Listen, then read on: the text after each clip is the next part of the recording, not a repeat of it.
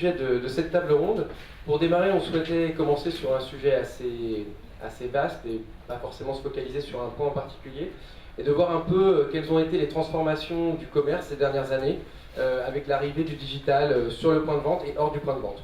Donc aujourd'hui, pour témoigner lors de cette table ronde, nous avons donc Mike Adjad qui est responsable marketing chez Generix Group, Laetitia Koopman qui est directrice web chez Bricoman, et Pierre Auferlet qui est directeur e-commerce chez Decathlon, et qui vont donc vous donner leur vision de comment finalement eux mettent en application ce terme de commerce connecté et qu'est-ce que ça signifie pour eux au quotidien. Pour démarrer, je vais m'adresser à toi Mike. Qu'est-ce que tu as pu constater au cours des dernières années? Quels ont été pour toi les grands changements qui ont finalement bouleversé le commerce aujourd'hui? Bonjour, on va faire simple parce que je pense que les constats on les partage tous, mais autour des thématiques qu'on a à travailler aujourd'hui, juste en prenant quelques chiffres pour poser le cadre de cette première table ronde, il y a un an on a fait réaliser avec l'IFOP une étude, comme il y en a plein, sur le comportement consommateur. 3 chiffres. Il y a un an, 1 sur 2 se renseignait sur Internet avant d'aller acheter un magasin. 1 sur 4 avait déjà commandé un article sur Internet qui n'était pas disponible en magasin. Et 1 sur 4 à peu près avait déjà fait le showroom. C'est-à-dire, je vais voir en magasin, puis je commande ensuite sur Internet. Les dernières études qui sont sorties montrent une progression sur ces items-là d'environ 30%. D'accord? Donc, ça fait se dire à beaucoup, ce que j'entendais tout à l'heure en introduction, je reprends les mots d'Alexandre, l'arrivée de nouveaux barbares, que font ces acteurs du web contre nous, etc. C'est pas la tendance qu'on observe, en tout cas c'est pas ce que demande le consommateur. Dans tout ce qu'on voit, je pense que ça va être confirmé, on a un consommateur qui, lui, contrairement à la presse, contrairement à peut-être nous des fois professionnels, ne pose pas des canaux. Le consommateur, lui, ne se pose pas la question des canaux, il se sert des canaux pour acheter où il veut, ce qu'il veut, quand il veut, au prix qu'il veut, et il va utiliser au maximum tout ce qui est à sa disposition. Donc c'est pour ça qu'on n'est pas dans des concepts, nous ce qu'on pousse, ça va pas être dans des concepts d'opposition. On parlait de brick and mortar tout à l'heure, ce que j'aime bien citer, c'est un autre Serge Papin qui parle du click and bouclage. Et je pense qu'on est beaucoup plus dans cette ère-là. Et je pense que le débat aujourd'hui va être de savoir comment on va pouvoir pousser cette complémentarité, quels sont les sujets qui permettent aux magasins d'être revalorisés, parce qu'on a des atouts en magasin qu'on n'a pas sur le web. En revanche, le magasin va pouvoir se servir du web. Donc c'est pour ça qu'on va parler de produits, de prix, on va parler de promotion, on va parler de ce qu'on appelle le click to possession, tout ce qui se passe entre le moment où je clique et le moment où je possède réellement mon article, et la place du magasin est extrêmement importante. Voilà, donc pour introduire ça, l'idée est de se dire, j'espère bientôt qu'on ne parlera plus de e-commerce, qu'on parlera simplement de commerce, parce que finalement c'est ce qui nous rassemble aujourd'hui. Alors c'est vrai que les thèmes qu'on va traiter, on va parler de showrooming, on va parler de click and collect, on va parler de personnalisation des services. Il y en a d'autres, mais ce sont 3 axes qui contribuent réellement à revaloriser le magasin et à le positionner au centre d'une démarche demandée par le client, où les canaux ne sont finalement que des outils. Tout à fait, très bien. Alors du coup je me tourne vers vous Pierre. Justement par rapport à ça, à chaud comme ça, votre réaction par rapport à ces thématiques cross-canal finalement, quelle est aujourd'hui la position de Decathlon par rapport à ces nouveaux... Alors, barbare ou pas barbare, peu importe. En tout cas, on réaffirme chez Decathlon que le magasin restera le lieu expérientiel et transactionnel privilégié de nos clients, ça c'est clair. Donc, je rebondis sur ce que Mike vient de dire tout à l'heure. Complètement adepte sur le fait qu'on ne doit plus parler de cross-canal, on doit à la limite plus parler d'omni-canal, mais de commerce tout court. Donc ça c'est plutôt une évidence et finalement elle repositionne le consommateur comme un acteur réellement de son parcours d'achat et on n'est plus dans le fameux système push qui faisait partie justement du cross-canal à la base où l'enseigne utilisait ces différents canaux pour communiquer certes d'une façon différente mais toujours vers le même client finalement.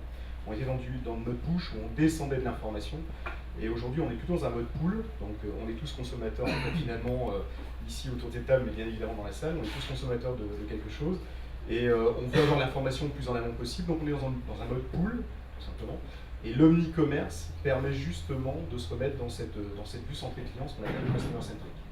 Alors, je suppose que ça demande quand même une transformation au niveau des process et une harmonisation aussi à la fois des process, de la politique prix, de la politique produit, de la fidélité. C'est quelque chose qui a demandé un effort important chez vous Alors nous, on a une naissance dans le e-commerce qui est un petit peu particulière parce qu'on avait, je dis on parce que j'ai repris aussi un passif qui va avec, mais on avait la conviction finalement que le e-commerce était une nouvelle façon finalement, un nouveau business model, et que ce nouveau business model a éradiqué finalement à terme, dans 10 ans, 20 ans, les magasins. Et c'était une conviction très lointaine que l'on a eue à un moment, tout comme d'ailleurs les magasins finalement de proximité finalement ont disparu au fur et à mesure que la grande distribution naissait dans le mode périurbain. Et finalement le consommateur a parlé, le consommateur dit non, c'est pas l'un ou l'autre, ce sont les deux. Donc c'est clair qu'il a fallu mettre en œuvre en tout cas énormément d'énergie surtout pour se convaincre que finalement il fallait une bonne harmonisation entre le e-commerce et le magasin, et c'était pas l'un versus l'autre. Donc effectivement il y a eu tout j'ai envie de dire un combat, beaucoup d'énergie pour harmoniser la politique par exemple la politique sur le programme de fidélité, moins sur la partie prix, puisqu'on a encore des convictions sur le fait que la présence sur le web doit aussi permettre un positionnement prix de l'enseigne au global. Donc il y a, sur la partie prix en tout cas, on a dans notre politique commerciale réaffirmé un point qui est très clair, c'est qu'aujourd'hui pour être meilleur mondial, il faut être le meilleur localement. Donc sous-entendu que la politique de prix s'adapte localement. Et le local, c'est aussi le canal de vente. Donc on a par exemple sur quelques produits, effectivement, des prix qui sont différents du magasin, mais que le magasin est capable d'appliquer si effectivement un client est passé d'abord par le canal de vente, notamment online, pour ensuite aller en magasin. D'accord, donc aujourd'hui, si un client vient vous voir avec un prix internet par exemple, vous êtes capable en magasin de lui faire ce Exactement. prix internet. Exactement. Et les équipes magasins sont bien engagées sur ce principe. D'accord, très bien. Laetitia, je me tourne vers vous. Votre vision justement par rapport à ça, et aujourd'hui chez Bricoman, comment cette dimension cross-canal est appréhendée, enfin cross-canal, on va justement plus parler de cross-canal, mais de magasin connecté est appréhendée? Alors, je rejoins en fait mes collègues sur le fait qu'aujourd'hui le commerce doit se faire, quel que soit le canal pour le client, mais c'est bien le client qui décide de ce qu'il veut, où il veut acheter, comment il veut acheter. Nous, on se pose des questions effectivement sur comment redéfinir la place du magasin pour le client. On subit effectivement l'arrivée de gros concurrents de type Amazon, etc., qui tapent fort sur le marché du bricolage, et ça peut engendrer des inquiétudes. Mais au final, ce dont on se rend compte, c'est que nous, retailers, on a effectivement des atouts qu'est notre réseau de magasins. C'est une vitrine. Pour les pure players, il y a toujours la problématique du dernier kilomètre qui est à payer, et c'est le client qui le paye. Nous, aujourd'hui, on a effectivement cette chance d'avoir des vitrines. On a donc démarré, tout à l'heure on va parler effectivement du Command Drive, qui est une collecte chez nous déjà depuis 18 mois. On a mis en ligne le site depuis 6 ans maintenant, afin de répondre à nos clients en termes de concept. Le concept, c'est bien de faire gagner du temps et de l'argent à nos clients, et le site permettait justement de compléter cette promesse en permettant au client de visualiser la gamme, les prix et les stocks du magasin depuis son ordinateur, et donc ainsi lui faire gagner du temps, qu'il évitait de se déplacer en magasin s'il y avait effectivement le petit produit par exemple. Donc je pense que cette réflexion est vraiment importante. Il faut se repositionner et analyser, décrypter le parcours client. Chez Bricoman, depuis maintenant 2 à 3 années, on visite les clients sur leur chantier pour comprendre qui ils sont, pour comprendre quelles sont leurs attentes et décrypter leurs usages pour pouvoir anticiper les fonctionnalités de demain. D'accord, et donc vous avez justement pu constater, parce que vous avez mis plusieurs solutions en place, un vrai changement justement dans ces parcours clients aujourd'hui, en tout cas depuis quelques années. Alors aujourd'hui, notre client moyen reste plutôt un client de magasin. On se rend compte qu'il il ne se rend pas encore compte de tout ce qu'il peut faire avec justement les différents outils à sa disposition. Typiquement, je me souviens l'année dernière, j'ai rencontré un artisan sur son chantier qui avait un téléphone en main, il ne le savait pas, alors c'était un smartphone, il pouvait aller sur Internet avec. Donc voilà, donc je pense qu'on a la chance de décrypter des usages, en tout cas en France, que n'ont pas encore forcément nos clients, mais que des franges de nos clients commencent à mettre en place et qu'il faut effectivement veiller sur ces nouveaux usages. Donc, mais aujourd'hui, le client moyen bricoman n'est pas un cyberacheteur frénétique, donc on a cette chance-là d'avoir le temps d'observer les choses. Donc finalement, en fait, presque paradoxalement, il reste un peu un cloisonnement, c'est un peu ce que vous dites, hein, le client magasin reste un client magasin, le client web va être plutôt un client web, ou parce que ce que disait Mike tout à l'heure, il y a justement ce mix des canaux, mais est-ce que finalement on n'a pas deux vitesses aujourd'hui sur un client qui va être totalement omnicanal, qui va consommer les différents canaux de manière totalement transparente, et puis un autre client qui lui va être plus focalisé sur un magasin. Je serais aussi intéressé d'avoir votre moi aujourd'hui, ce qu'on constate chez nos clients, c'est qu'ils utilisent principalement évidemment le canal magasin et le web pour préparer leurs achats, comme effectivement une majorité de Français. Le mobile, c'est effectivement un peu plus déphasé. Pour autant, nous avons mis en place, par exemple, il y a 2 ans, des QR codes sur notre catalogue général, qui lui est valable 3 semaines, avec des prix de vente qui sont valables 3 semaines. Mais l'avantage de ces QR codes permettent à nos clients de pouvoir actualiser la gamme sur son mobile, donc de flasher, de vérifier le nouveau prix du produit au jour de la consultation et également de consulter le stock. Donc à nouveau, l'objectif c'était un gain de temps et d'amener le client du canal web ou mobile vers le magasin. Mais aujourd'hui, ça reste peu utilisé. Donc c'est un service qu'on a mis en place qui reste peu utilisé par nos clients. D'accord. Et parallèlement, on a effectivement ouvert un site dédié à la vente en ligne de la marque Legrand en juillet. Et là, on constate en fait un décalage avec une nouvelle clientèle qui s'ouvre à nous, de par cette vente en ligne exclusive, mais qui permet de proposer pour autant à nos clients de magasin une extension de gamme. Parce qu'aujourd'hui, on ne peut pas, au travers la taille de nos magasins. Pour agir sur la segmentation dont vous parliez à l'instant, c'est vrai qu'à l'instant T, il y a encore une segmentation qui reste assez marquée en France, qui est nettement moins sur certains pays européens, notamment sur nos amis qui sont pas très loin d'ici, les Anglais, et bien évidemment l'Allemagne, qui sont respectivement premier et deuxième en termes de place dans le e-commerce en Europe. Et je pense qu'il ne faut pas regarder à l'instant T, parce qu'effectivement, chaque enseigne en plus a sa culture, a sa naissance. Decathlon notamment est né bien évidemment dans le retail, donc avec un maillage de magasins de l'ordre de 260 magasins en France. C'est évident que lorsqu'on a un magasin dans un bassin de lorsque un client a accès à un magasin quasiment à 5-10 minutes de chez soi, finalement le magasin reste, ce que je disais tout à l'heure, le lieu privilégié à la fois lié à l'histoire, mais aussi par rapport à l'expérientiel que je peux y vivre, et notamment la relation client qui reste très forte et qui fait partie d'ailleurs du cœur nucléaire de l'enseigne Decathlon.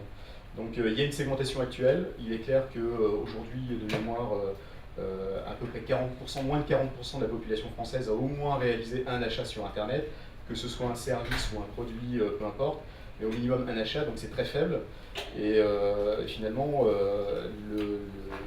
la vision et l'ambition, c'est ce qui arrivera, c'est que 100% des Français, d'ici moins de 10 ans, auront au moins fait un achat sur Internet. Donc s'ils n'ont pas fait un achat sur Internet, ils auront plébiscité un canal ou un autre. Et l'objectif, c'est de faire vraiment, en tout cas, l'expérience sans couture, ça c'est clair. C'est de ne pas forcer la main. Je sais qu'il y a, pas foncièrement en France, ni sur les périmètres proches en Europe, mais aux États-Unis, il y a des entreprises qui ont fait des tests pour effectivement prendre un peu plus la main, pousser plus l'Internet que le magasin. Et finalement, il faut plutôt être dans un principe d'écoute client, de proposer une expérience sans couture, un vrai 360 degrés finalement pour le client, et c'est le client qui fera son choix. Et ça, dans l'état d'esprit d'une entreprise ou d'une enseigne, c'est de se mettre dans ce principe de dire je ne force pas, par contre je donne tous les moyens à mon client de vivre la meilleure expérience au sein même de l'enseigne et qu'importe le canal. Donc on ne parle plus de segmentation, c'est vrai qu'il faut par exemple les earliers, les cross-shoppers, etc. On a banni en tout cas cette façon de fonctionner parce que finalement ça fait segmenter dans les actions et dans tout le dispositif commercial qu'on peut faire, et ça n'aide pas dans ce grand principe de considérer finalement le client comme un client et non comme un segment au sein même de l'acheteur. Et l'enseigne comme une enseigne d'ailleurs globale aussi, quel que soit le canal. Je vais revenir donc sur un point dont Mike a parlé tout à l'heure, qui est la question du showrooming. Donc Mike, je sais que tu sources beaucoup, tu vois beaucoup de choses aussi, ce qui se passe pas seulement en France mais aussi à l'étranger. Est-ce que c'est une tendance de fond que tu constates aujourd'hui et comment les enseignes réagissent finalement face à ce phénomène? On constate, oui, bien entendu. Je pense qu'en France, on en parle beaucoup comme un démon. Voilà. Ça fait partie de la horde de barbares dont on parlait tout à l'heure. Bien entendu, à partir du moment où l'information est disponible, elle est disponible partout. Le client qui ne va pas avoir accès à l'information va aller la chercher et sur le lieu de vente, même au moment d'un achat d'impulsion, il va aller la chercher. Partant de là, à partir du moment où on n'est pas certain de son positionnement prix, on n'est pas certain de sa gamme, on peut avoir peur. Il y a deux manières de lutter contre le showrooming et on voit les exemples qui ont été développés. Il y a le défensif. On a vu des enseignes qui ont décidé, comme Target, de bloquer l'accès. Il y a eu des tests Target comme ça, on ne pouvait plus avoir accès au web, à la 3G ou Wi-Fi en magasin. Super. Ça n'a pas été extrêmement concluant. On a eu des enseignes, il y a eu un test en Australie, c'est un peu particulier, mais on a décidé de faire payer un droit d'entrée dans le magasin et que ce droit d'entrée était retiré de la facture si jamais le client achetait. Voilà, Parlez pas forcer la main. Des tests dont on parlait. Bon, c'est pas ce qu'on va prôner, bien entendu. En revanche, il y a eu des tests beaucoup plus offensifs pour jouer sur plusieurs aspects, sur l'attractivité des prix. À partir du moment où on est sûr de son positionnement prix, c'est ce que fait, on n'a pas besoin d'aller aux États-Unis, c'est ce que fait Leclerc avec ses comparaisons de prix en magasin. Et à partir du moment où Leclerc vous permet en magasin d'avoir une comparaison large, même si c'est lui qui l'organise, il est plus simple d'utiliser celle-ci plutôt que d'aller voir ailleurs. Best Buy a fait des tests similaires qui fonctionnent bien aux États-Unis et qui est aujourd'hui un des exemples de lutte contre le showrooming, parce que ça dépend aussi du type d'activité, et Best Buy, comme la Fnac, comme Darty chez nous, en souffrent bien entendu beaucoup plus. On a aussi des initiatives intéressantes qui consistent à pousser ses propres applications. À partir du moment où vous êtes en magasin, aujourd'hui, il existe des applications qui vous permettent de prendre en photo un produit, de scanner, d'aller chercher les infos un peu partout. Mais à partir du moment où vous avez une application d'enseigne qui va vous donner autre chose, des informations de produits, des informations prix, c'est pas à Kineosop que je vais l'apprendre, parce que ça fait partie de vos atouts. Mais Intermarché le fait, Walmart l'a fait, The Home Depot fait une appli super intéressante quand vous rentrez en magasin. Elle n'est pas cachée, elle est poussée. The Home Depot, vous avez dès la porte, dès le SaaS, l'accès Wi-Fi qui est poussé, gratuit, il n'y a pas de code, il n'y a rien. L'application disponible sur iPhone, sur Samsung, etc. partout. Moi j'arrive avec un iPhone français, ça marche sur le store français. L'appli se charge extrêmement rapidement, elle va vous guider dans le magasin. À partir du moment où vous avez tout ça, vous n'avez pas besoin, ou en tout cas pas le réflexe, d'aller faire votre comparaison autrement. Donc, et le point principal, et je pense que c'est pas vous qui me direz le contraire, en tout cas chez Decathlon, ça fait partie de nos forces, c'est développer la non-comparabilité des produits. À partir du moment où on va avoir, dans une première mesure, un packaging, un format, un libellé spécifique, on va empêcher un peu la comparaison. Et si on a une offre beaucoup plus propriétaire, comme c'est le cas chez vous, et dans certains cas bricoman, à partir de ce moment-là, on va, sur cet aspect-là, freiner un petit peu. Mais je pense que les atouts, on va les voir derrière, c'est pas forcément là, c'est une lutte contre le showrooming. En revanche, qu'est-ce qu'on peut apporter de plus? Le conseil vendeur, ce dont on va parler tout à l'heure, la personnalisation des services, etc. C'est un atout. Pourquoi la Fnac a énormément souffert du showrooming pendant longtemps? Parce qu'on se rappelait qu'il y avait de bons vendeurs qui connaissaient bien leurs produits, le positionnement tarifaire était plus clair, les prix du web étaient moins chers qu'en magasin, donc on avait de super conseils, on avait l'aide au choix, puis alors derrière c'est tellement facile d'acheter une télé sur le web qu'il n'y avait plus de problème. Voilà. À partir du moment où on a développé une approche différente et que les conseils vendeurs vont aussi jusqu'à l'acte de vente, là, on va pouvoir lutter efficacement. Mais c'est pas un axe spécifique en soi, ça fait partie d'une stratégie plus globale. Sachant que le positionnement expert de l'enseigne, le positionnement niche et le positionnement conseil reste, à mon sens, un des meilleurs axes de lutte contre le showrooming. Et sur un point peut-être un peu particulier dont on n'a pas du tout parlé, la possibilité par exemple de pousser du couponing géolocalisé au moment où le client va se trouver en magasin, au moment où il va prendre sa décision d'achat, est-ce que ça c'est quelque chose, alors ça se fait quasiment pas en France, ça se fait un petit peu aux États-Unis.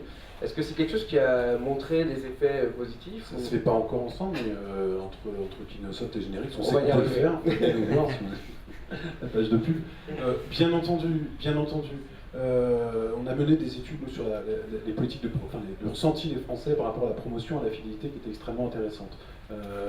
Les Français ne sont pas, contrairement à ce qu'on peut penser, surchargés de promotion. On est dans un contexte de crise, on est dans un contexte difficile.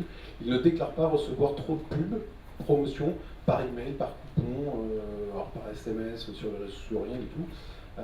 En revanche, ils ont de fortes attentes. Ils ont de fortes attentes en liaison avec la fidélité.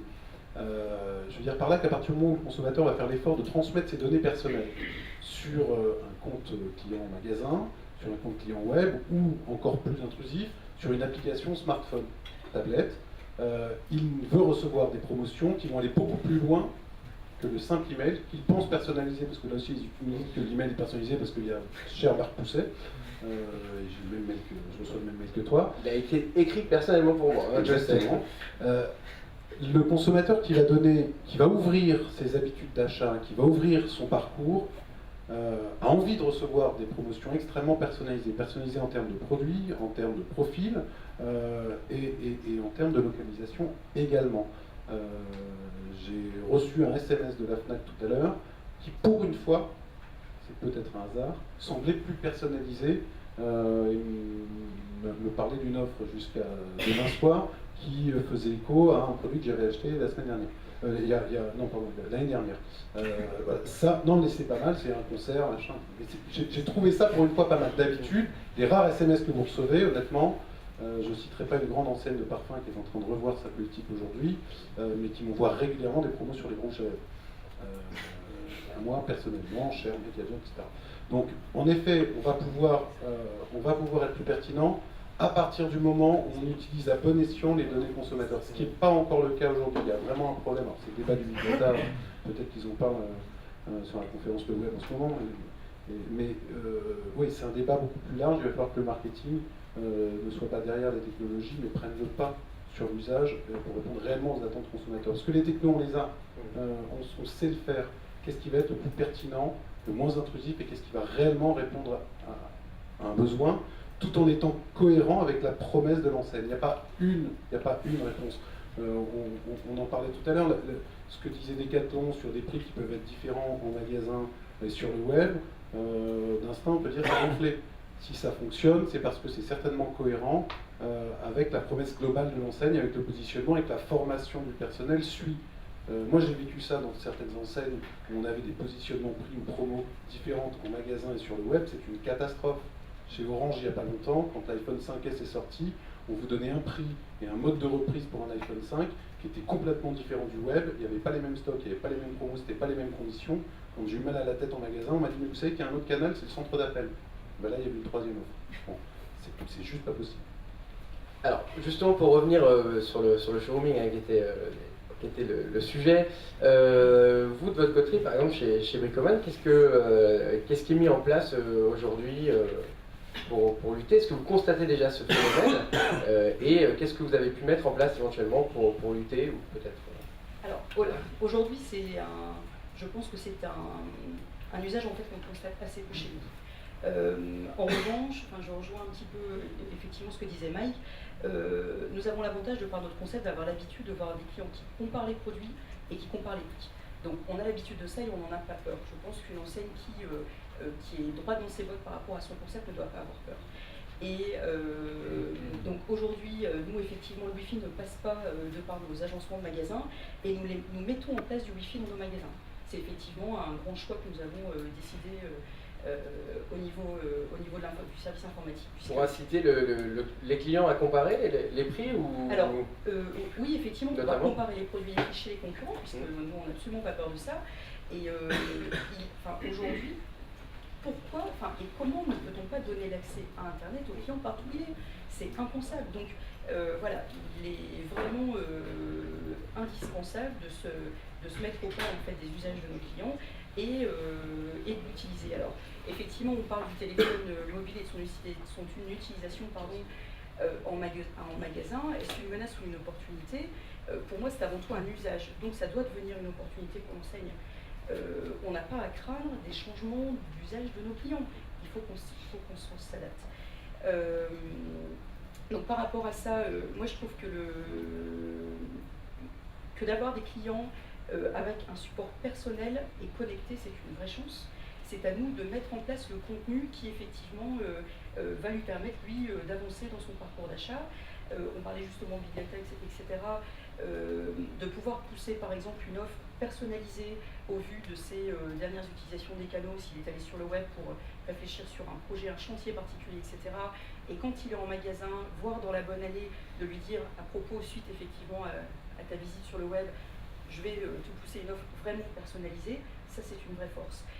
Ça peut être aussi de lui, puisqu'on a donc le drive qui est en place, il peut venir retirer une commande en magasin, ça peut être pour lui l'occasion de faire savoir à l'équipe du magasin qu'il est en magasin, donc de lui faire gagner du temps sur le retrait de commande.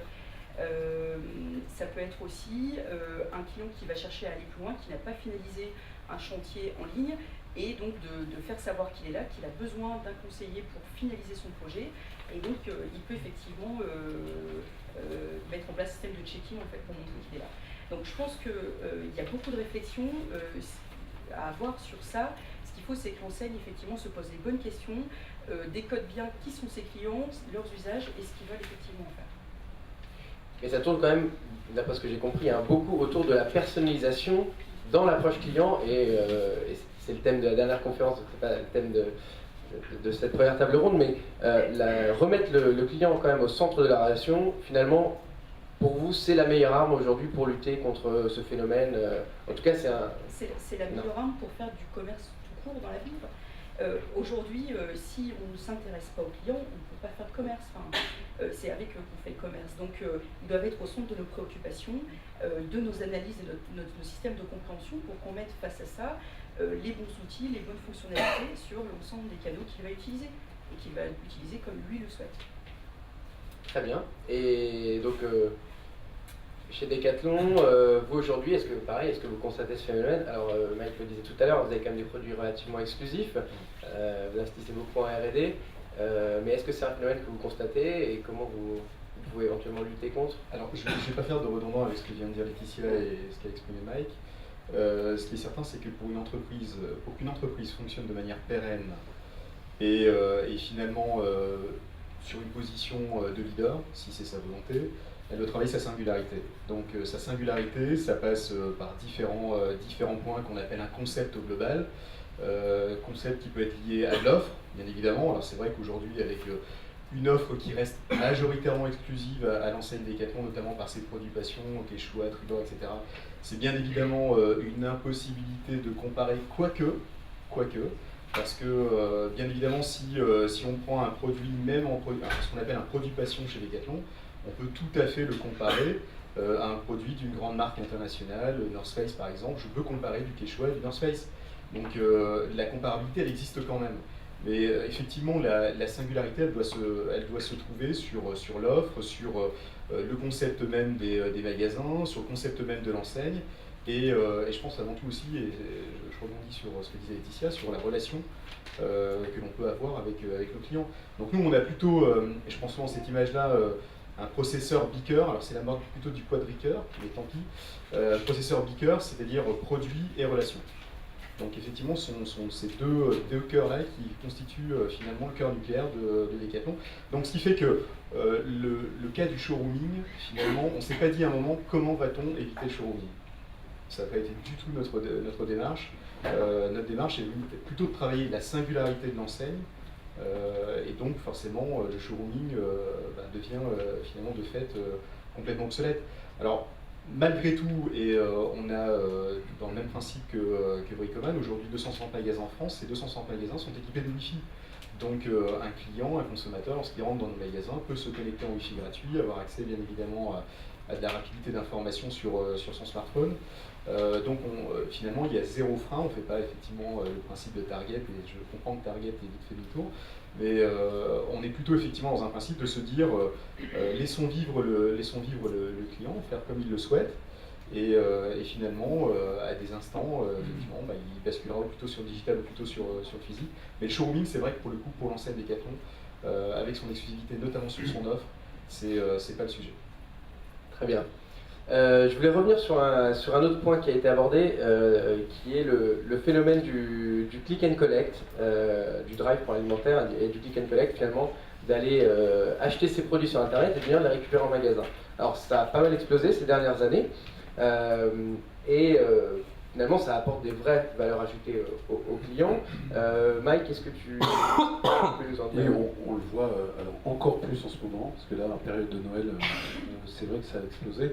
C'est le petit cousin du drive. Le drive dans l'alimentaire a connu une forte croissance. On commence à en venir un petit peu parce qu'il y a des soucis de rentabilité. Les premiers drives commencent d'ailleurs à fermer. En revanche, en click and collect, on n'a pas du tout la même approche. Et c'est vrai qu'on le voit encore plus au moment des fêtes de Noël, où on a un consommateur qui a des problématiques de budget, de timing. Il n'est pas question que j'ai mes cadeaux de Noël après la date, et puis de trouver la bonne idée.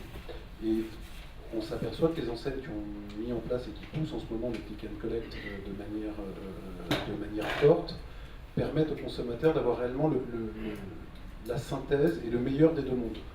On a à la fois la liberté du e-commerce, c'est-à-dire j'ai la comparaison des prix, j'ai la comparaison des produits, j'ai un catalogue étendu, je fais mes achats quand je veux, la nuit, chez moi, sur une tablette, sur un PC, sur mon smartphone. J'ai pas de foule, j'ai pas d'attente en caisse. En revanche, j'ai une disponibilité immédiate si je le souhaite, j'ai pas de frais de livraison. Parce que mine de rien, pour des cadeaux à 15-20 euros, quand on se prend des frais de livraison à 3, 4 ou 5 euros, ça représente un gros montant. Et puis il y a d'autres aspects. Je peux toucher avant d'acheter. Ça, c'est ce que nos clients dans le cadeau avec qui on a mis en place du click and collect nous disent. Je peux aussi avoir un paquet cadeau, ce qui est lié. Beaucoup d'achats qui sont faits sur le web pour faire des cadeaux, le consommateur peut avoir un paquet cadeau, lancer des offres. Oxybul l'a testé d'ailleurs, Oxybul éveillé jeu. Mais le client ne le prenait pas parce qu'il voulait d'abord s'assurer que la livraison était bonne et faire son cadeau lui-même. En click and collect, j'ai pas ça. Je peux payer en magasin si je veux pas faire un paiement en ligne. Je peux bénéficier des conseils du vendeur pour des achats complémentaires, une coque, un accessoire, un chargeur, enfin tout ce qui peut être compatible. Je peux avoir un ticket d'échange sans prix, enfin, tous ces services qu'on peut avoir en magasin. C'est pour ça que ça se développe beaucoup, parce que là, les offres que vous voyez en ce moment, vous pouvez faire vos achats au fur et à mesure, et puis tout retirer le jour même, même le 24 décembre. Les cadeaux de dernière minute, vous pouvez checker le stock en ligne au lieu d'aller faire 4 magasins d'une enseigne pour trouver le produit dispo, le réserver, le mettre en double fil, et aller le récupérer. Pour ça, j'en reviens à la promesse, il faut que la promesse soit bien tenue, bien entendu. Sinon, on a des déconvenus. La promesse soit bien tenue, ça veut dire que, bon, d'abord, il faut plus qu'il y ait de couture entre les politiques de promo, de fidélité, etc. On l'a dit, mais c'est encore plus évident dans le cas du click and collect. Il faut que le stock en ligne soit optimisé en temps réel, avec même des tampons quand on est dans du picking magasin, parce qu'il faut se permettre d'avoir un petit moment de tampon si c'est le vendeur qui va se prendre l'article en rayon et qui va être pris par un autre client entre-temps. On ne peut surtout pas se permettre de décevoir la promesse. Et il faut qu'on ait un accueil dédié sans faire la queue en caisse ou au point de retrait. À partir du moment où vous avez tout ça, vous pouvez aussi développer de nouvelles idées. Tu m'as demandé des exemples.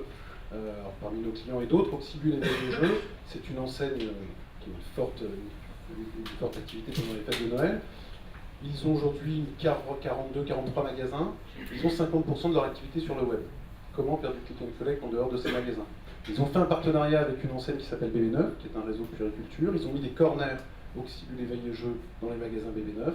Et ces corners deviennent des points de retrait de click and collect. Du jour au lendemain, ils passent de 40 à 200, parce qu'il y a 150 magasins BB9, 200 points de click and collect gratuits.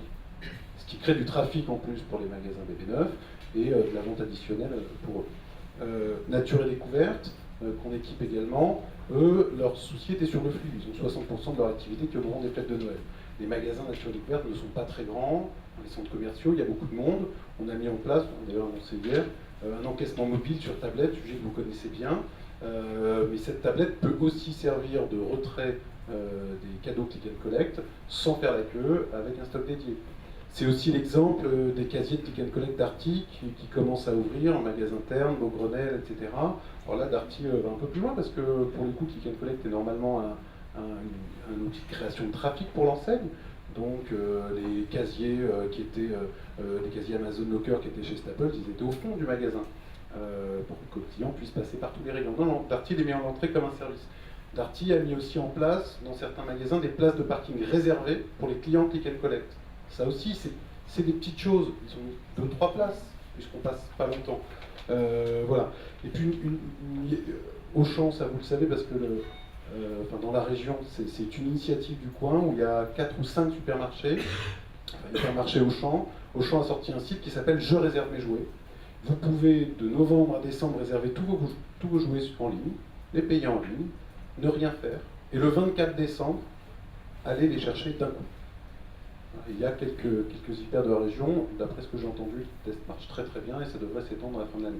Il y a un dernier exemple qui n'est pas pour Noël, mais que je tiens à souligner parce que il n'y a pas que les grandes enseignes qui sont sur cette vague-là, c'est des commerçants du Puy-en-Velay, des petits commerçants du centre-ville du Puy-en-Velay, qui se sont dit, il n'y a pas de raison qu'on ne soit pas comme les grands, nous aussi.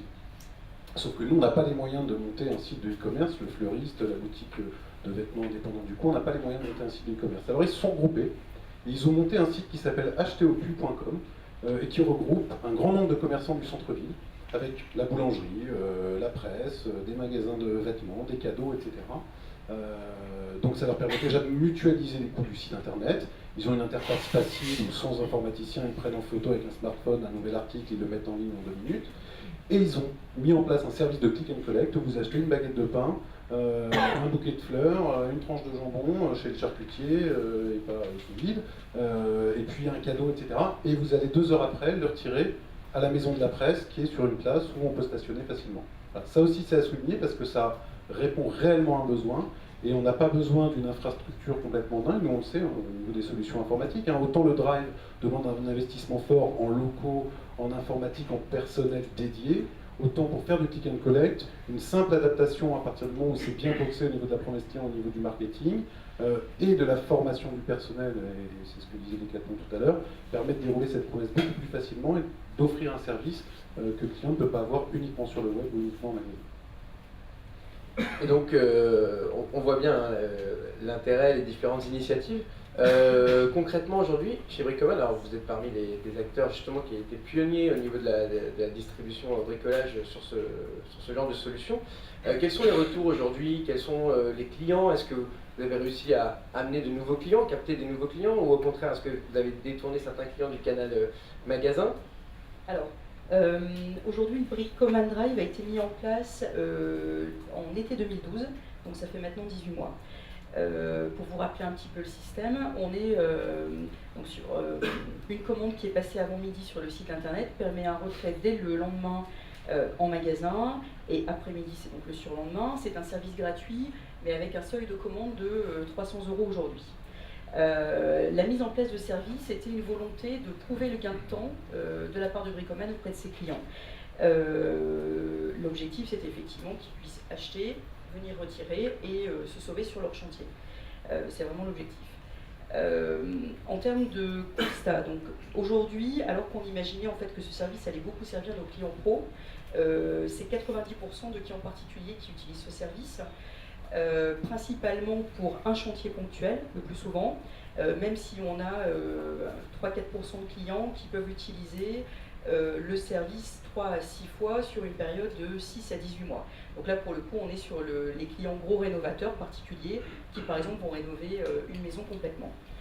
En termes de chiffre d'affaires, cela représente aujourd'hui 1% de notre chiffre d'affaires, mais comme je le disais, en fait, on n'a pas forcément la volonté de progresser en volume. Ce qu'on cherche avant tout, c'est la satisfaction client, puisqu'on est aujourd'hui sur une méthode artisanale. Je disais effectivement qu'il n'y a pas forcément besoin de mettre en place des solutions extrêmement lourdes en fait, pour mettre en place ça. Nous, ce qu'on a souhaité, c'est avant tout servir le client, répondre à des besoins.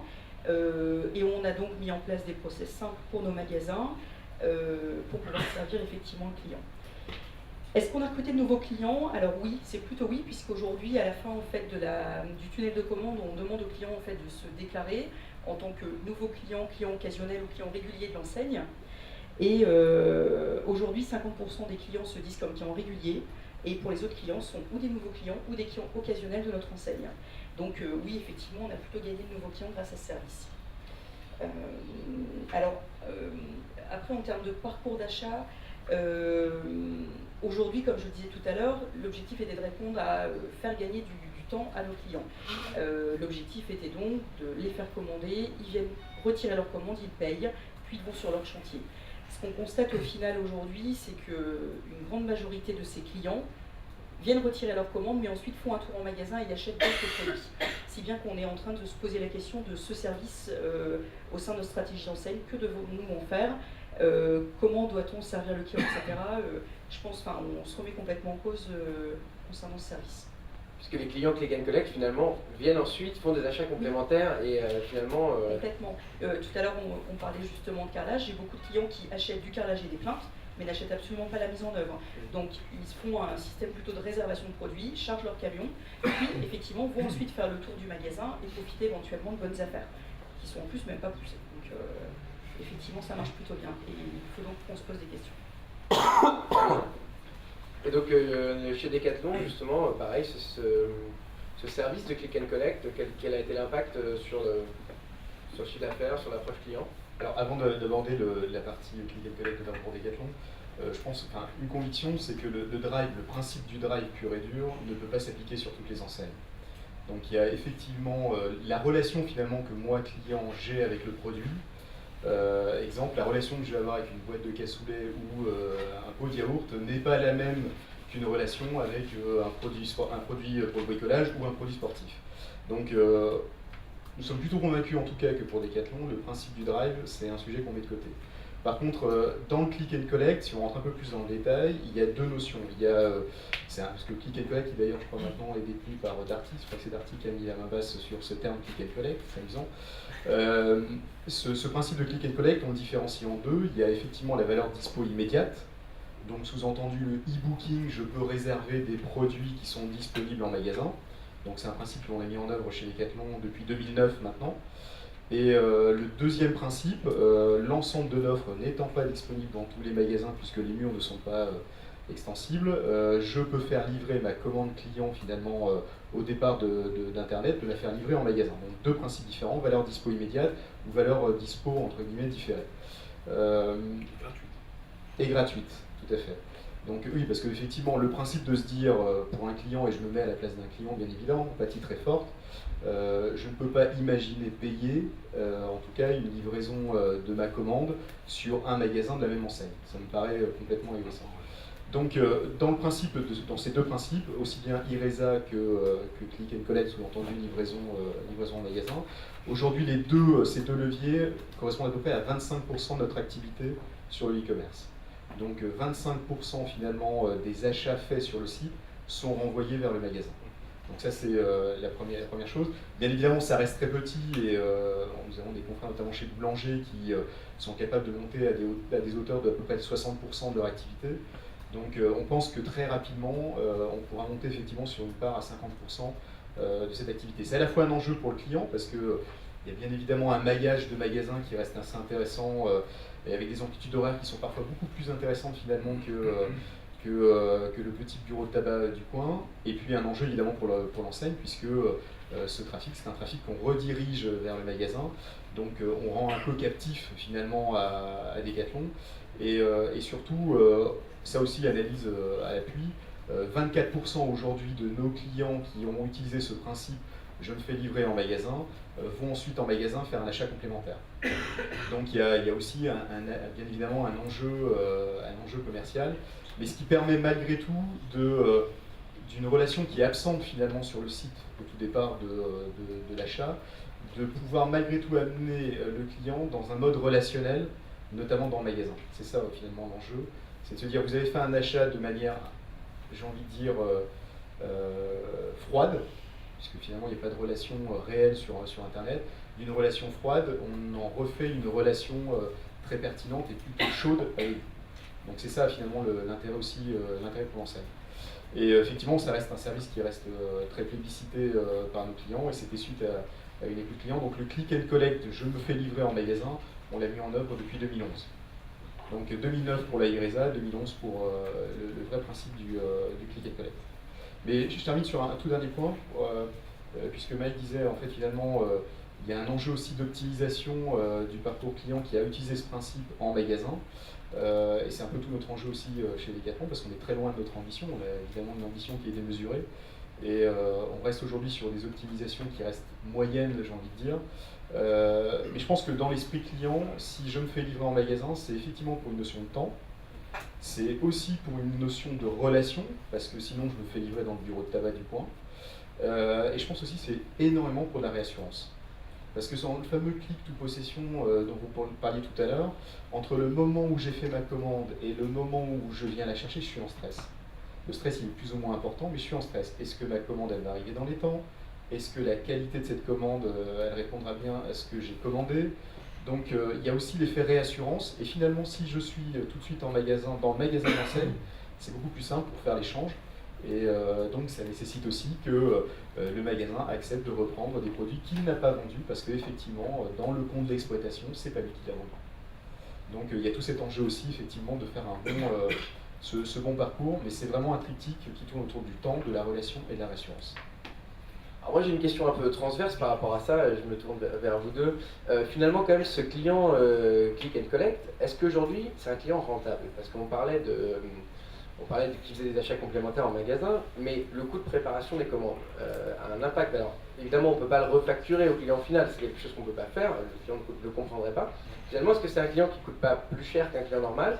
Ou est-ce que le fait qu'il vienne également en magasin derrière faire des achats complémentaires, quel impact ça a Je pense qu'il y a un très bel indicateur, un très beau KPI qui s'appelle le Customer Lifetime Value, et qui est juste essentiel et qui permet de mesurer sur une durée finalement à définir, de voir effectivement entre les coûts d'acquisition, même pas le terme acquisition, mais allez, je vais plutôt dire les coûts de communication que l'on peut mettre en place, et finalement un service tel que le click and collect. On constate très vite que le click and collect est beaucoup plus rentable que de faire de la politique de communication à tout va, notamment dans le SIA, ou pas dans le SEO, parce que le SEO est indispensable, mais en tout cas dans les mots-clés par exemple sur AdWords. Vraiment, il faut se poser les bonnes questions, et où faut-il mieux investir. Et finalement, comme le client, en tout cas pour Decathlon, est déjà majoritairement client de l'enseigne, c'est quelque part le rendre captif. Donc c'est un transfert finalement de coûts de communication vers ce principe-là. Donc c'est pas une notion de rentabilité. Il ne faut pas imaginer la rentabilité d'un client, parce que déjà c'est un très mauvais point de vue, mais plutôt l'investissement que l'on doit faire pour le garder captif à l'enseigne. Finalement, investir, transférer une partie de ce qui était mis en communication vers du service, et lui offrir du service plutôt que... Et chez Bricoman, justement, parce que là on est parfois sur des produits volumineux aussi, difficilement transportables, est-ce que c'est... Oui. Alors, nous en fait, ce qu'on a constaté comme durée moyenne de préparation pour les commandes, c'est à peu près 20 minutes.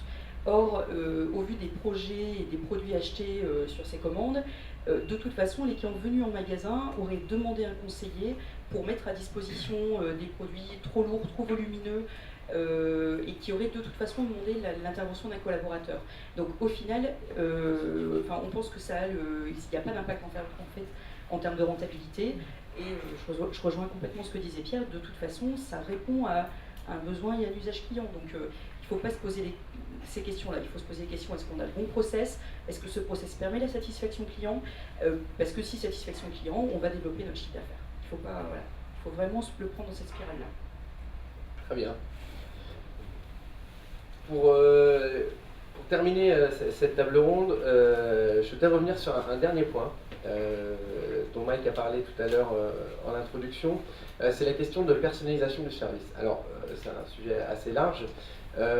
L'idée, c'est finalement d'apporter à son client des services complémentaires autour de l'enseigne et autour du produit pour apporter une valeur ajoutée différente. Alors, je sais que ça se fait pas mal aux États-Unis. Oui, aux États-Unis, en France, en fait, le concept, c'est réellement ce qu'on disait tout à l'heure, c'est dans les plus grandes forces de mon magasin, si ce n'est la plus grande force, c'est les équipes, c'est le personnel. ils incarnent la marque. Alors il y a le positionnement de l'enseigne. Le positionnement de l'enseigne se veut de plus en plus expert, de plus en plus de niche. Il faut sortir du lot, il faut se différencier. Et c'est vrai qu'on est de plus en plus à se différencier par l'expertise que simplement par un assortiment ou un prix. En tout cas en distribution spécialisée dans les secteurs dont on parle. Et ce positionnement expert, il ne peut être incarné au premier plan que par les équipes d'experts.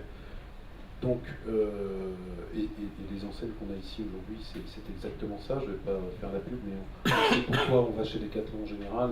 Voilà, moi, à chaque fois que je veux acheter un vélo pour une de mes enfants, je ne me pose pas la question. Je vais chez Decathlon et je sais que j'ai un vendeur qui va connaître la taille, le machin, son poids, son truc, qui veut dire ce qui est bon, etc. Vous êtes dans un métier également où l'expertise est forte. Mais comment on peut aller encore plus loin pour la valoriser? C'est pas que de la communication, c'est aussi du service. Alors, c'est vrai que vous disiez tout à l'heure, Alexandre disait, pour ceux qui ne sont pas allés au NRF, on peut faire un petit tour du monde. Il y a quelques exemples qui sont extrêmement intéressants et qui ont marqué ces derniers temps. On peut citer dans un premier temps Lululemon Athletica. C'est une enseigne de vêtements de fitness, Decathlon doit bien la connaître, une enseigne canadienne, qui a une particularité. Parce que bon, les vêtements, c'est les vêtements, moi je ne fais pas fitness, j'y connais rien. Sauf que vous rentrez dans ce magasin, alors vous êtes accueilli à l'américaine, vous avez des grands panneaux avec des photos de l'ensemble du personnel, avec des petits mots de bienvenue. Et puis, les vendeurs, experts, conseillers, on les appelle comme on veut, coachs, qui sont présents ce jour-là, vous avez leurs CV qui sont affichés sur un mur. Alors, dans le CV, il y a leur parcours, ils sont tous fans de yoga. Ça, c'est une particularité de l'enseigne, mais en dehors de ça, vous avez leur passion, leur hobby, leur famille, etc. Donc, vous pouvez dire, moi, je préfère être accueilli, servi, conseillé par un tel ou par un tel. Puis vous allez en cabine, et puis sur la cabine, il y a une ardoise avec un feu de Véléda, on l'appelle Pierre, ok Pierre. Et puis pendant que vous essayez, on passe, et on dit ça va Pierre, je peux faire quelque chose pour toi, etc. À l'américaine, très bien. Mais comment ils passent ça? Ils vont encore plus loin, ils organisent dans le magasin, intervalles réguliers, des cours de yoga. Ils poussent les meubles, et puis ce sont les experts, les vendeurs, les conseillers qui vont dispenser ces cours de yoga. De manière gratuite, je pousse un savoir-faire, je montre que je suis expert, et fatalement, si ces profs qui m'ont appris des rudiments de yoga, je ne vais pas y aller toutes les semaines, utilisent ces vêtements, c'est qu'ils doivent être confortables, adaptés, etc. Et ça, c'est ce qu'on voit se développer de plus en plus, quels que soient les secteurs. Dans le sport, on a aussi le magasin Nike Running, qui est un des premiers tests, mais il y en a d'autres, mais c'est celui de l'Iron, qui, alors, on sait qu'il y a des vendeurs qui sont experts dans le running, etc. Là, ils ont développé un système où vous essayez une paire de baskets de running, vous courez sur un tapis, ça enregistre vos performances avec en plus l'application Apple, Nike, etc. Vous faites un bilan de ces performances avec les coachs, parce que ce sont réellement des coachs. Vous changez de basket, vous faites un bilan des performances, et puis là on va affiner. Il va vous aider à choisir les baskets qui correspondent le mieux à votre manière de courir, etc. Ça va encore plus loin, puisqu'ensuite on va pouvoir vous proposer des parcours dans Manhattan qui correspondent à votre profil aujourd'hui, et on va pouvoir vous faire entrer dans la communauté des runners de Nike pour pouvoir courir à plusieurs. Dans Manhattan, en fonction de votre profil, etc. Donc on vous accompagne énormément. On a vu ça aussi dans le bricolage, alors bricolage plus pour le grand public, mais des Home Depot organisent régulièrement dans le magasin des ateliers pour apprendre à construire, à bricoler, à monter une cuisine, etc. Et pendant que vous le faites, le dimanche, il y a aussi des ateliers pour enfants, on va leur apprendre à construire un nid. Comme ça, vous pouvez passer du temps dans le magasin. Et tout ce que vous allez le faire avec des produits du magasin. C'est le cas de Williams-Sonoma, où vous allez rentrer, il y a une superbe cuisine, alors les magasins sont superbes, vous allez prendre des cours de cuisine gratuits, et vous allez apprendre à faire des plats avec un grand chef, avec des ustensiles de grandes marques, des marques françaises en plus pour la plupart. Une fois que vous avez passé 2 heures avec ce grand chef, vous voulez rentrer à la maison et montrer à votre femme que vous savez faire un truc super, parce que vous n'allez pas prendre la poêle qui accroche à la maison, vous allez repartir avec la poêle que vous avez testée. Italie, à l'inverse, vous donne des cours de cuisine, alors eux ils sont payants, c'est un peu les seuls, les autres c'est gratuit. Parce qu'ils ont un succès fou, avec des produits du magasin. Donc quand vous allez utiliser les pâtes comme ci, le pesto comme ça, etc., vous rentrez, vous ne voulez pas refaire ça avec la sauce pesto que vous allez chercher au supermarché. Et ça, on voit que ça se développe dans de plus en plus d'enseignes. Ça commence un tout petit peu en France.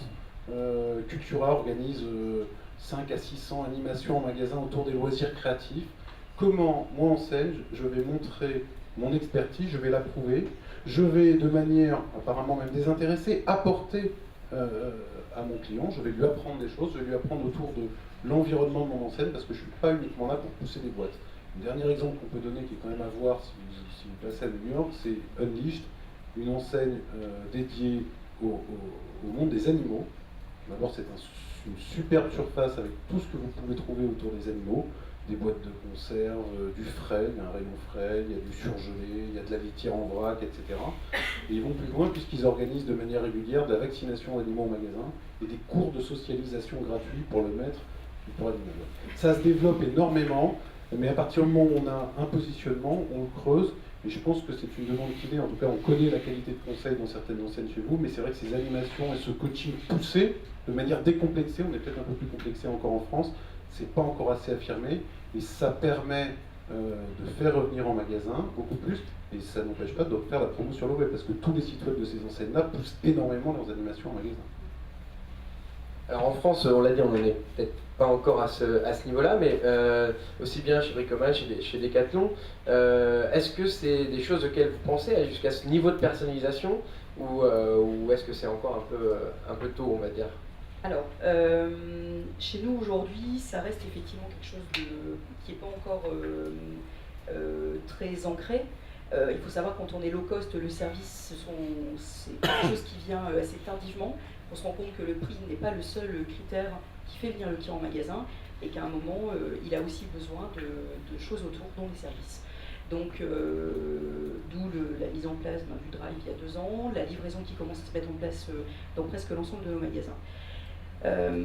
Aujourd'hui, pour nous, la personnalisation du service passera certainement par la mise en place d'une carte de fidélité qui aujourd'hui est en test chez nous, et l'enjeu est sur le contenu de cette carte de fidélité, en disant comment on va pouvoir connaître et reconnaître nos meilleurs clients et leur apporter une offre et des services complètement personnalisés. Et on pense effectivement de ce fait d'abord à nos meilleurs clients, avant effectivement de démocratiser un peu tout ça. Mais voilà, aujourd'hui on en est effectivement juste là. Ah, c'est déjà bien avec le drive et la livraison. Et chez Decathlon, justement, parce que c'est un secteur qui s'y prête relativement bien? Alors, je pense que, avant de vous répondre, faut déjà se rappeler qu'est-ce qu'un service finalement. C'est un peu la grande question.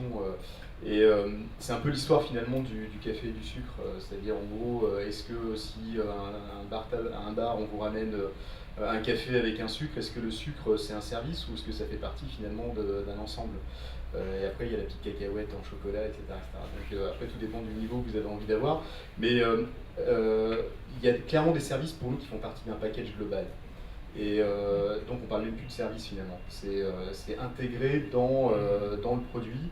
Notre vision d'ailleurs, notamment puisqu'on est concepteur et distributeur, et ça c'est vraiment une force, c'est d'intégrer le service dans le produit au départ.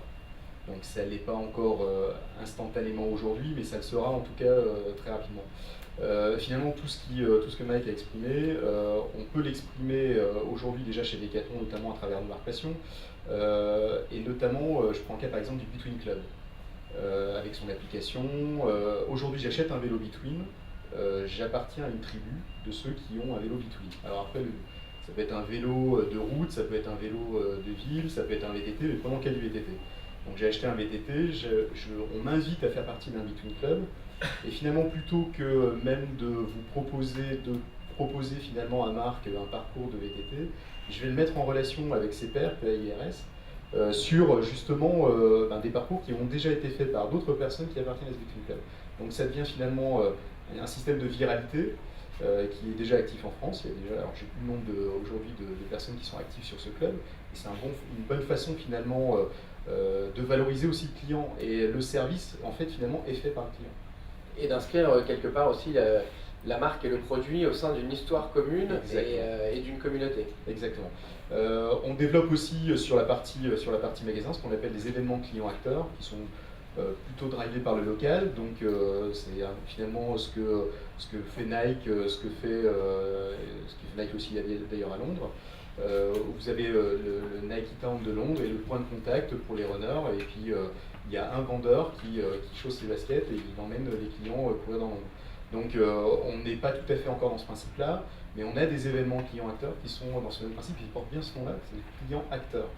Donc c'est vraiment, je vis une expérience, donc ça fait partie des services. Et après il y a le service qu'on va appeler plutôt à valeur ajoutée, on va dire ça comme ça, à valeur ajoutée, et qui est adossé au produit.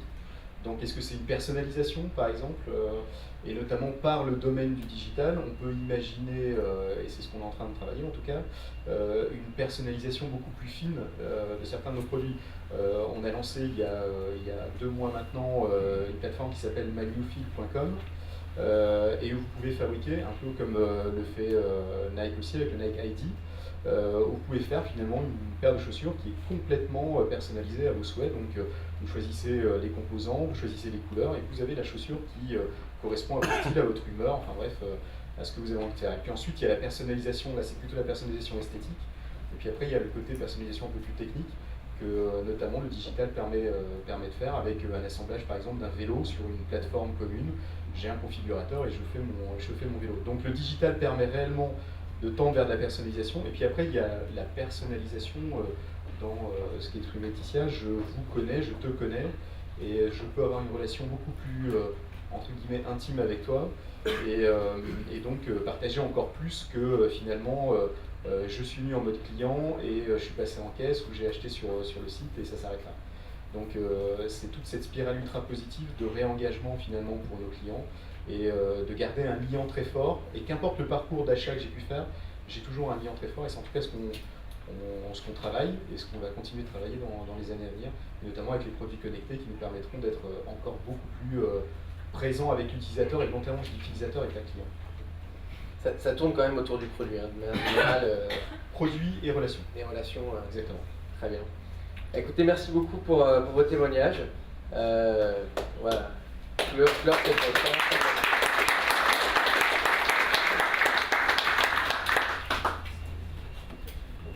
sais pas si vous avez éventuellement des questions.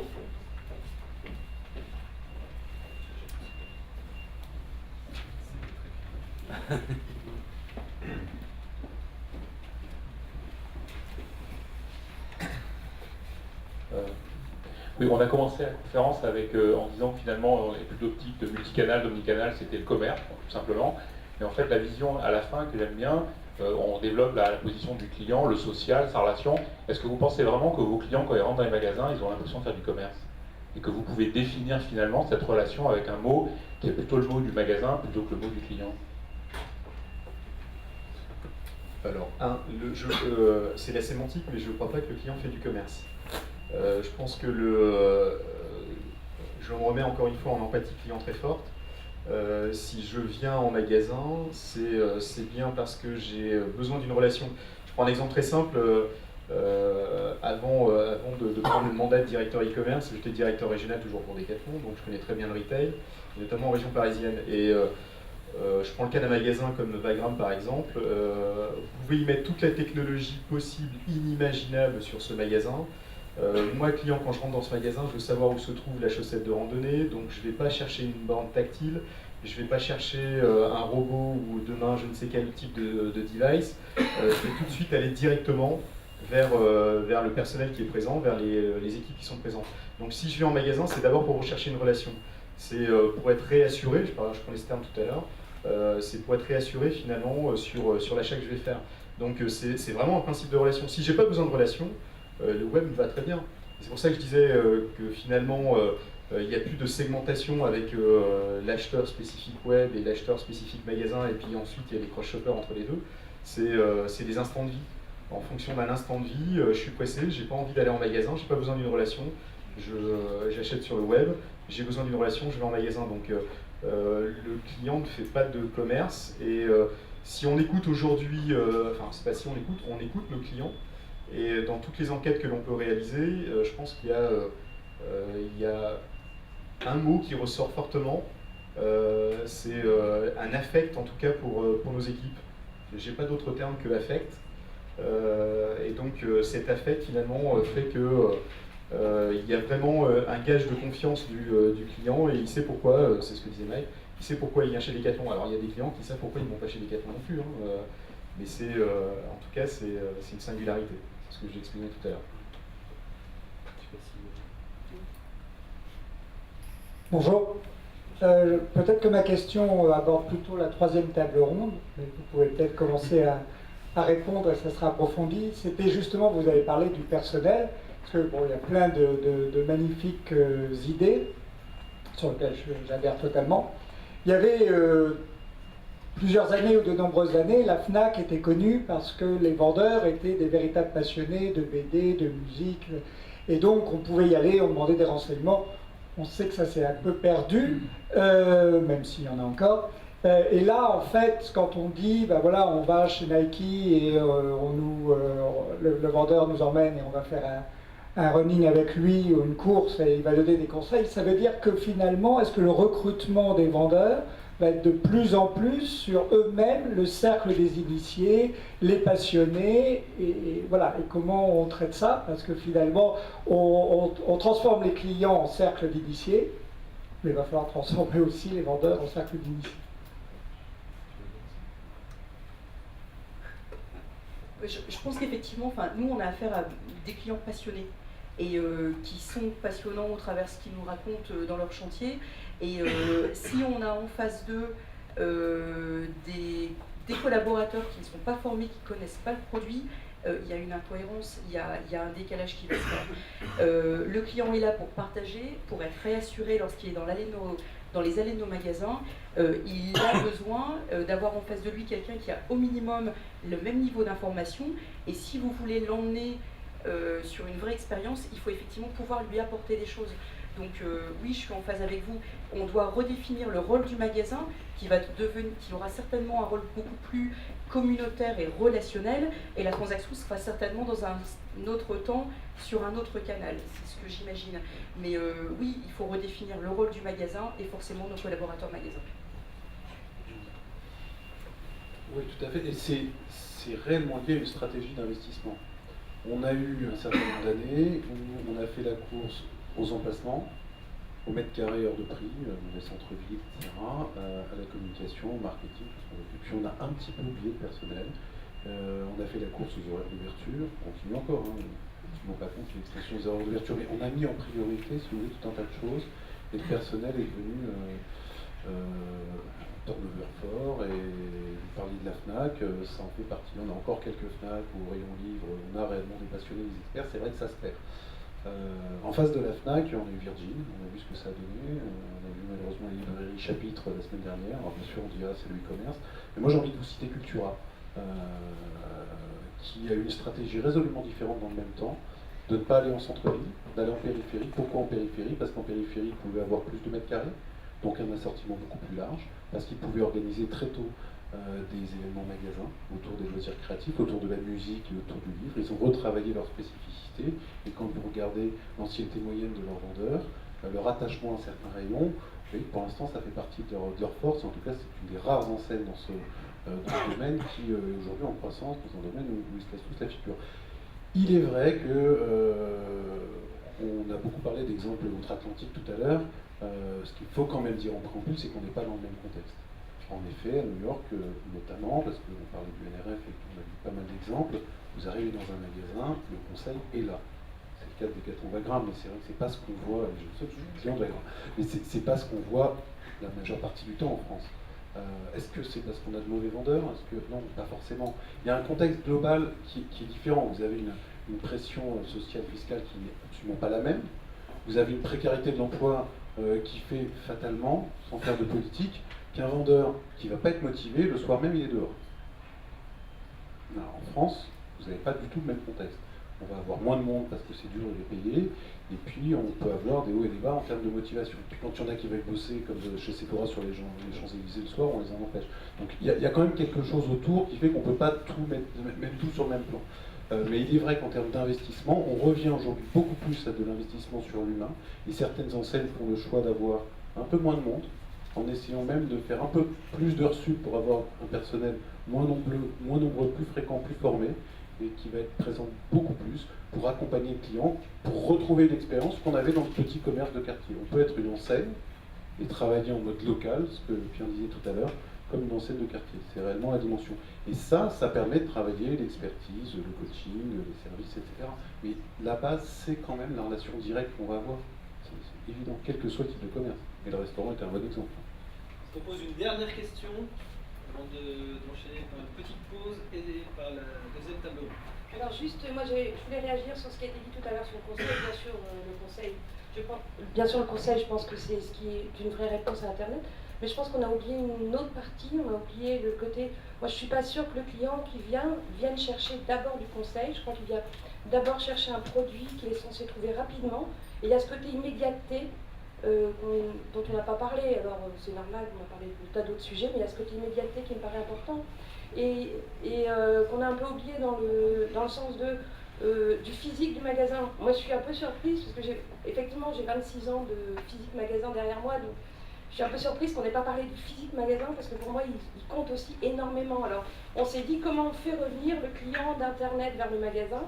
Moi j'ai envie de dire comment on donne envie au client de rester dans le magasin, de passer du temps dans le magasin. C'est aussi comme ça qu'on va pouvoir faire des ventes complémentaires, de faire passer plus de temps quand il vient faire du click and collect, etc. Je regarde juste qu'on est oublié physique. Je crois que ça va être abordé un petit peu dans les autres tables rondes, et puis c'est vrai qu'on ne va pas parler de tout, mais la tendance de la théâtralisation des magasins dans lesquels on se sent bien, c'est lié aussi avec la personnalisation. Il y a Simon Wonder qui fait beaucoup de personnalisation de produits. Aujourd'hui, fait de la personnalisation d'expérience. Vous avez des cabines d'essayage, vous pouvez choisir votre ambiance couleur, vous pouvez choisir un parfum, etc. Ça va partout. Moi, j'ai un vieux souvenir chez Decathlon. Très longtemps, j'ai voulu me mettre au roller. Très longtemps. J'étais en rayon, je n'y connaissais rien. Non seulement on m'a conseillé, mais j'ai commencé à apprendre à faire du roller dans le rayon, avec le vendeur, qui m'a fait essayer, mais qui m'a montré comment faire. Ça fait partie de l'expérience, bien entendu. Mais je suis tout à fait d'accord. Je veux juste dire que si on faisait ça vraiment, il faudrait 100 fois plus de vendeurs dans le magasin. C'est comment on fait déjà bien le commerce de base, pour pouvoir consacrer du temps à faire de l'expérience et de la relation.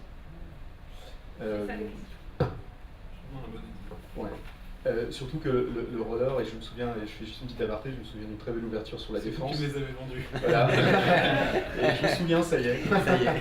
Mais sur la Défense, on avait effectivement installé dans le magasin du CNIT un tapis de course dédié au roller. Donc c'était un énorme tapis de course qui permettait d'essayer les rollers. Donc effectivement, le côté, ce que j'appelais moi expérientiel, il est colossalement important, et il permet notamment cet expérientiel de permettre, je ne dis pas de forcer, mais de permettre au client de rester s'il le souhaite en magasin, et le temps qui lui semble être le plus judicieux. Parce qu'encore une fois, en instant de vie, parfois j'ai envie d'aller très vite dans un magasin, j'ai pas envie de perdre du temps, je sais ce que je veux, donc chercheur égale acheteur, je vais tout de suite vers le produit, et je repars sans finalement avoir eu quoi que ce soit comme rupture dans mon parcours. On n'est pas obligé d'imaginer un magasin qui soit à la fois démesuré en termes de taille et en même temps un magasin qui soit démesuré en termes d'effectifs. Par contre, on peut imaginer, et c'est ce qu'on travaille en tout cas au sein de l'enseigne, et notamment aussi sur le site, c'est ce qu'on appelle le ILBC, le libre bon choix. Donc nous, on l'appelle le ILBC sur Internet, mais en magasin, on l'appelle le libre bon choix. Et majoritairement, on fait en sorte que nos linéaires parlent de la façon la plus simple à nos clients. Une fois que ça s'est fait, effectivement, on est plutôt dans le conseil pur et dur que dans un acte de vente. Et aujourd'hui, le projet, notamment sur la France, c'est bien un projet de mutation du métier de vendeur, qui, quoi qu'on en dise, n'est pas le plus beau terme aujourd'hui qui existe, dans un métier plutôt de coaching, de coach. Alors ça s'y prête en plus parfaitement dans le domaine du sport, mais c'est bien ça la mutation qu'on est en train d'amener, en tout cas dans nos magasins. Et donc dans ce rôle de coach, moi client finalement, le linéaire me parle tout seul, magasin rapide, et puis le pré-achat en amont, notamment, c'est vrai que j'en ai pas parlé, mais le site aujourd'hui decathlon.fr renvoie 87% de son audience vers le magasin. Donc il favorise le libre bon choix. Et quand je viens en magasin, c'est d'autant plus rapide, et je peux passer un peu plus de temps, ou pour découvrir des sports auxquels je n'avais pas pensé, ou pouvoir être conseillé de manière un peu plus forte, voire 3, essayer les produits sur des espaces qui sont dédiés. Et comme on n'a pas encore mis en œuvre pour l'instant ce principe d'extension de l'offre, parce que pour l'instant on n'a parlé que de click and collect, c'est je redescends des produits vers le magasin, et puis il y a aussi, puisque le taillant des magasins est différent, donc on renvoie au physique. Le physique de nos magasins sont différents entre des modèles très urbains comme à Paris ou des modèles périurbains comme on connaît sur le nord de la France ou même en province en règle générale. L'idée étant plutôt de se dire finalement on a un magasin qui permettra de commander au-delà de l'offre dispo immédiatement. Donc c'est tout ce mix, finalement, c'est pas segmenté, c'est un mix global de nos magasins sont les plus grands du monde, mais avec des taillants qui sont raisonnables, avec des impositions françaises et des taxes françaises, notamment en France, hein, mais à l'étranger c'est différent. En Chine, on ne se pose pas la question du foncier pour l'instant. Et puis on a par contre des équipes qui sont en train de muter plutôt vers des métiers effectivement de coach. Merci beaucoup Laetitia, Pierre et Mike.